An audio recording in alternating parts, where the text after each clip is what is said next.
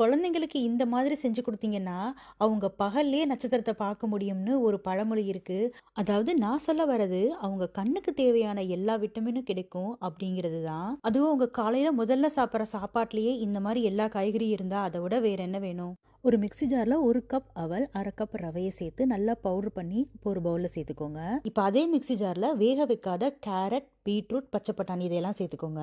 இது எல்லாத்தையும் சரிசமமான அளவுல சேர்த்து, ஒரே ஒரு பச்சை மிளகாய், கொஞ்சமா இஞ்சி சேர்த்து, கொஞ்சமா தண்ணி ஊத்தி நல்லா இந்த மாரி பேஸ்ட்டா அரைச்சு, அந்த அவல் ரவை கலவையில சேர்த்துக்கோங்க. அடுத்ததா ஒரு 1/2 கப் அளவுக்கு தயிர நல்லா அடிச்சு சேர்த்துக்கோங்க.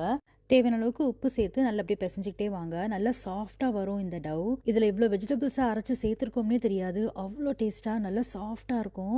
இப்போ சின்ன சின்ன பால்ஸா பிடிச்சு இந்த மாதிரி ஒரு ஸ்டீமர்ல வச்சு நல்லா ஒரு 10 மினிட்ஸ் ஸ்டீம் பண்ணி எடுத்துக்கோங்க.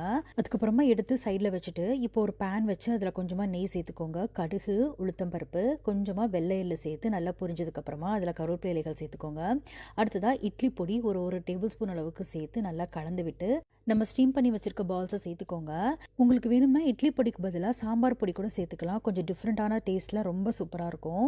இது சாப்பிட்றதுக்கு ரொம்ப சாஃப்டாகவும் ரொம்ப டேஸ்ட்டாகவும் இருக்கும். குழந்தைங்களுக்கு இந்த மாதிரி லஞ்ச் பாக்ஸ் ரெசிபி கொடுத்து விட்டு பாருங்க. கண்டிப்பாக அவங்க லஞ்ச் பாக்ஸ் எம்டியாக தான் வரும். ஸ்கூல்லையும் உங்களை பாராட்டுவாங்க, உங்கள் குழந்தைங்களும் உங்களை பாராட்டுவாங்க. கட்டாயம் இதை நீங்கள் ட்ரை பண்ணி பாருங்க.